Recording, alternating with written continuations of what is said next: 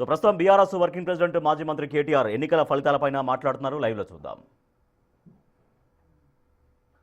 ప్రకారం దాదాపు 730 దాకా మాకు ఇప్పటికే ఫలితాలు వచ్చినాయి. ఇంకొక 10-15 పెరిగితే పెరగవచ్చు. ఓవరాల్గా 740-750 దాకా వస్తాయి వార్డులు అనేది మా అంచనా. అంటే దాదాపుగా మీరు చూసుకున్నట్టయితే ఒక 30% పైగానే ఇక్కడ కూడా ఫలితాలు వచ్చినాయి. దానికంటే కూడా ముఖ్యంగా చాలా వీరోచితమైన పోరాటం. నిజంగా చెప్పాలంటే కొన్ని చోట్ల ఇవాళ అధికార పార్టీ తట్టుకోలేక ఇవాళ గద్వాలలో ఒక వార్డులో 4 సార్లు రీకౌంటింగ్ చేయించారు. అంటే కాంగ్రెస్ గెలిచేదాకా రీకౌంటింగ్ చేసి ఆఖరికి ఒక ఓటుతో గెలిచిందని చెప్పి అధికారులను అడ్డం పెట్టుకొని గద్వాలలో ఒక వార్డు నెగ్గే ప్రయత్నం చేసినారు. వర్ధనపేటలో ఈ నిమిషానికి మనం ఇక్కడ మాట్లాడుతున్నాం, అక్కడ ధర్నా నడుస్తుంది. మా కౌన్సిలర్లను ఎత్తుకొని పోయి గెలిచిన కాడ రీకౌంటింగ్ 4 సార్లు చేసి అక్కడ కూడా ఇదే ప్రయత్నం. చౌటుప్పల్లో ఇదే రకమైన ప్రయత్నం. అంటే అధికారులను, అధికార యంత్రాంగాన్ని, అధికార బలాన్ని అడ్డం పెట్టుకొని గెలిచినమా అంటే గెలిచినాం అనిపించుకోవడానికి సాంకేతికంగా నానా తంటాలు కాంగ్రెస్ పార్టీ పడతా ఉన్నది. అయినప్పటికీ నాకున్న ఇన్ఫర్మేషన్ ప్రకారం మొత్తం 117 మొత్తం పట్టణాల్లో జరిగిన ఈ ఎన్నికల్లో మాకు ప్రత్యక్షంగా డైరెక్ట్గా అంటే ఎవరి అవసరం లేకుండా నేరుగా దాదాపు 15 నుంచి 16 నేరుగా గెలుస్తున్నాము. పరోక్షంగా, ఎందుకంటే అక్కడ మేము సింగిల్ లార్జెస్ట్ పార్టీగా ఉన్నాం, అక్కడ కూడా ఇంకో దాదాపు 10-15 చోట్ల అవకాశాలు ఉన్నట్టుగా నాకు సమాచారం ఉంది. చూద్దాం మరి ఇప్పుడు అల్టిమేట్గా 16 తారీఖు నాడు అన్ని విషయాలు తెలుస్తాయి. అయితే ఇక్కడ ఒక్క విషయం మాత్రం చెప్పాలి. నిన్ననే మా శ్రీనివాస్ యాదవ్ గారు నిన్ననే చెప్పారు, 2020లో ఆనాడు మున్సిపల్ ఎన్నికలు జరిగితే మొత్తం 130 మేయర్లకు, చైర్పర్సన్లకు ఆ రోజు మున్సిపల్ ఎన్నికలు జరిగినాయి.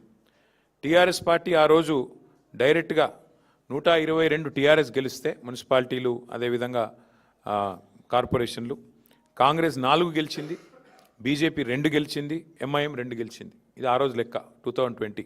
మరి ఈరోజు ఇప్పుడే నేను మేము ముందు పెడుతున్న లెక్క చూస్తే ప్రత్యక్షంగా డైరెక్ట్గా మేము ఇప్పుడు 15 పైన గెలవబోతూ ఉన్నాము. దాంతోపాటు పరోక్షంగా అంటే మేము సింగిల్ లార్జెస్ట్ పార్టీగా ఉన్న కాడ మరి దాదాపు మరో 10-15 చోట్ల మాకు చాయిస్ ఉంది, అవకాశం ఉంది. కాబట్టి ఓవరాల్గా చూసుకుంటే 117లో డెఫినెట్గా మంచి ఫలితాలు వచ్చినట్టుగానే మేము భావిస్తూ ఉన్నాం. అయితే సరే, ఇక డబ్బు, మద్యము, అధికార యంత్రాంగ దుర్వినియోగము ఇవన్నీ కూడా తారాస్థాయికి చేరినాయి. చూస్తూ ఉన్నారు, మీరు కూడా చూస్తున్నారు. ఇప్పుడు మీరు కూడా టీవీలలో మీరు కూడా స్క్రోలింగ్లు ఇచ్చారు, మీరు కూడా వీడియోలు ఇచ్చారు. చాలా చోట్ల మరి పెద్ద ఎత్తున విస్తృతంగా అధికార దుర్వినియోగం కూడా జరిగింది. అయినప్పటికీ ఓటర్లు మాత్రం భయపడకుండా బయటకు వచ్చి ఓటేసినందుకు వారికి కూడా మేము ధన్యవాదాలు చెప్తా ఉన్నాం. సరే, అక్రమాల ద్వారా ఇక మొదలుపెట్టినారు ఆల్రెడీ. బేరాలు, బేరసారాలు, ఎత్తుకుపోవడాలు, పోలీసులను పంపించి బెదిరించడాలు ఇవన్నీ మొదలైనవి ఆల్రెడీ రాష్ట్ర వ్యాప్తంగా. ఎట్లా గెలిచిన దాన్ని, మా దగ్గర గెలిచిన దాన్ని కూడా లాక్కునే ప్రయత్నం కూడా చేస్తూ ఉన్నారు. అయినా కూడా పర్వాలేదు, కొట్లాడతాం. అయితే మాకు సంతోషకరమైన విషయం ఏమంటే సింగరేణిలో జరుగుతున్న బొగ్గు కుంభకోణం ఏదైతే ముఖ్యమంత్రి గారి బావమరిది కీలక పాత్రధారిగా, ముఖ్యమంత్రి బావమరిదే కింగ్ పిన్గా సింగరేణిలో ఏదైతే 6,000 కోట్ల కుంభకోణాలు చేసినారని మేము బయట పెట్టినామో, దాని తర్వాత మాతో పాటు CPI, communist party of India కలిసి వచ్చి మాకు చెన్నూరు నియోజకవర్గంలో క్యాతన్పల్లి మున్సిపాలిటీలో మాతో పాటు కలిసి ప్రచారంలో పాల్గొనడమే కాకుండా సీతారాములు గారు ఈరోజు ఆ మున్సిపాలిటీ కూడా మేము గెలుచుకున్నాం. అంటే సింగరేణి ప్రాంతంలో, సింగరేణిలో జరుగుతున్న దోపిడీ ఏదైతే ఉన్నదో, ఈ దోపిడీలో ముఖ్యంగా కాంగ్రెస్, బీజేపీ కలిసి పనిచేస్తూ ఉన్నాయి. కాబట్టి వారిని నిరోధించడానికి సిపిఐ కలిసి వస్తే వారిని కూడా కలుపుకున్నాం. ఇక్కడికి వచ్చే ముందు మిత్రులు కొత్తగూడెం శాసనసభ్యులు, రాష్ట్ర సిపిఐ సెక్రటరీ సాంబశివరావు గారితో కూడా నేను మాట్లాడాను. కొత్తగూడెంలో కూడా ఈరోజు హంగ్ వచ్చింది. అక్కడ కూడా సిపిఐకి 25 ఏదో వచ్చినట్టున్నాయి, మాకు 9-10 వచ్చినట్టున్నాయి. కాబట్టి నేను వారికైతే ఓపెన్ ఆఫర్ ఇచ్చినాను. సింగరేణిలో జరుగుతున్న కుంభకోణాలు, సింగరేణిలో జరుగుతున్న దుర్మార్గాలు, అరాచకాలకు అడ్డుకట్ట వేయాలి అంటే డెఫినెట్గా మేము మీతో కలిసి వస్తాము. కాంగ్రెస్, బీజేపీని అడ్డుకోవాల్సిన అవసరం ఉంది. ఎందుకంటే ఈ 2 చోట్ల కూడా అక్కడ 51% వాటా సింగరేణిలో రాష్ట్ర ప్రభుత్వానికి ఉంది, కాంగ్రెస్ ప్రభుత్వం ఇక్కడ ఉన్నది. 49% వాటా కేంద్ర ప్రభుత్వానికి ఉంది, బీజేపీకి అందులో భాగస్వామ్యం ఉంది. ఇన్ని అక్రమాలు జరుగుతున్నాయని చెప్పి మేము గొంతెత్తి ధర్నాలు చేసి క్షేత్రంలో ఘోషించి ప్రెస్ మీట్లు పెట్టి గవర్నర్ని కలిసి ఇంత హంగామా చేస్తే మరి ఇంతవరకు అటు కాంగ్రెస్ చప్పుడు చేయదు, ఇటు బీజేపీ చప్పుడు చేయదు. అందుకే మిత్రులు సిపిఐ రాష్ట్ర సెక్రటరీ మరి సాంబశివరావు గారికి నేను ఫోన్ చేసి చెప్పాను, మీరు కనుక తీసుకోవాలనుకుంటే కొత్తగూడెం కార్పొరేషన్ మీరు తీసుకోండి, మేము మద్దతు ఇస్తాం ఓపెన్గా అని చెప్పి కూడా వారికి చెప్పడం జరిగింది. ప్యూర్లీ ఒకటే ఉద్దేశం, సింగరేణిలో జరుగుతున్న దోపిడీని, సింగరేణి కేంద్రంగా ఉన్న కొత్తగూడెంలో తప్పకుండా అక్కడ మరి కాంగ్రెస్ బీజేపీని ఎండగట్టాలన్న ఉద్దేశంతోనే ఈ ఆఫర్ కూడా మేము ఇచ్చాము. అట్లా కలిసి వచ్చే లౌకిక పార్టీలు ఉంటాయి, చాలా రకరకాల కాంబినేషన్స్ ఉంటాయి. ఇవన్నీ కూడా చూసిన తర్వాత మేమైతే డెఫినెట్గా గట్టిగా పోరాడినాము, గట్టిగా క్షేత్రస్థాయిలో మా నాయకులు మా కార్యకర్తలు కూడా బలంగా కొట్లాడారు. మంచి భవిష్యత్తు ఉంది అనడానికి అట్లాగే ఈరోజు మరి ప్రధాన ప్రత్యామ్నాయం ప్రధాన ప్రతిపక్షమే. ఈ రాష్ట్రంలో కాంగ్రెస్తో పోరాడగలిగిన శక్తి, కాంగ్రెస్ను గద్దెదించే శక్తి, బీజేపీని నిరోధించే శక్తి ఖచ్చితంగా బీఆర్ఎస్కు మాత్రమే ఉంది అని మొన్న పల్లెల్లో జరిగిన ఎన్నికలు, ఇవాళ పట్టణంలో జరిగిన ఎన్నికలు తేల్చి చెప్పాయి. పల్లెల్లో 4000 పైచిలకు సర్పంచులు గెలిపించారు ప్రజలు.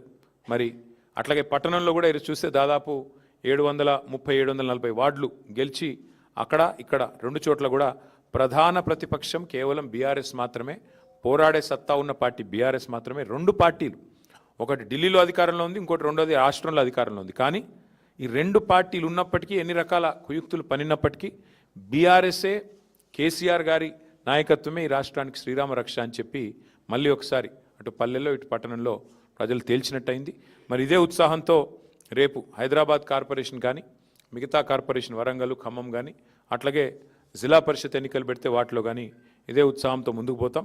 డెఫినెట్గా ఎక్కడెక్కడైతే ఈ దుర్మార్గాలు అరాచకాలు జరిగినాయో వీటిని వదిలిపెట్టం.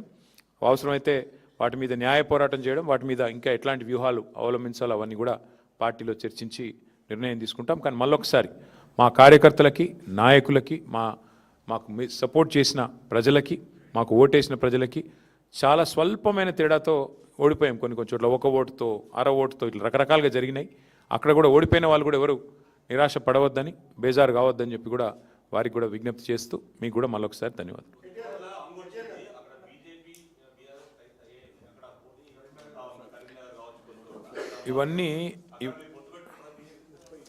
ఇవన్నీ బ్రదర్, ఇవన్నీ ఒక దగ్గర లేట్ల పరిస్థితి దాదాపు 30 చోట్ల ఉంది. కావాలంటే లిస్ట్ చదవమంటే చదువుతాయి. నాగర్ ఉంది ఎక్కడెక్కడ హంగు ఉన్నది అనే దానికి ఇగో చదువుతా నేను. జనగామ, మేబ్బాదు, కే సముద్రము, వర్ధన్నపేట, గద్వాల, అల్లంపూరు, దేవరకద్ర, ఇగో మొత్తం 30 లిస్ట్ ఉంది. దీన్ని బట్టి ఏమర్థమవుతుంది నీకు? మేము ఆల్రెడీ స్పష్టంగా గెలిచింది దాదాపు ఒక 15-16 ఉన్నాయి. అవి కాకుండా 30 హంగు ఉన్నాయి. అంటే రాష్ట్రంలో 117 చోట్ల ఎన్నికలు జరిగితే 30 హంగు ఉన్నాయి, 15 మేము గెలిచినాం. అంటే 46 ఓన్ ఇక వాళ్ళు గెలిచిందని.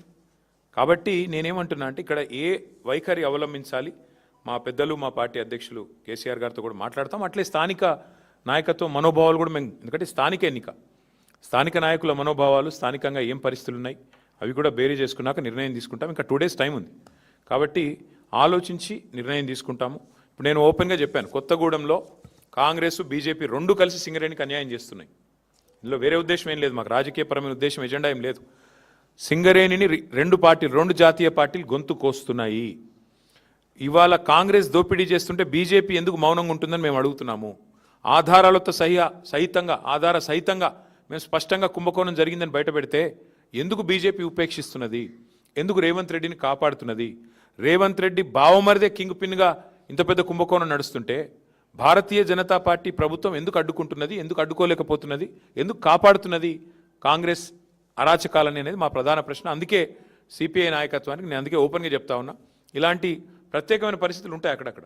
దాన్ని బట్టి మరి మా పెద్దలతో చర్చించి, పార్టీలో చర్చించిన తర్వాత స్థానిక నాయకత్వం మనోభావాలు దృష్టిలో పెట్టుకుని నిర్ణయం తీసుకుంటాం.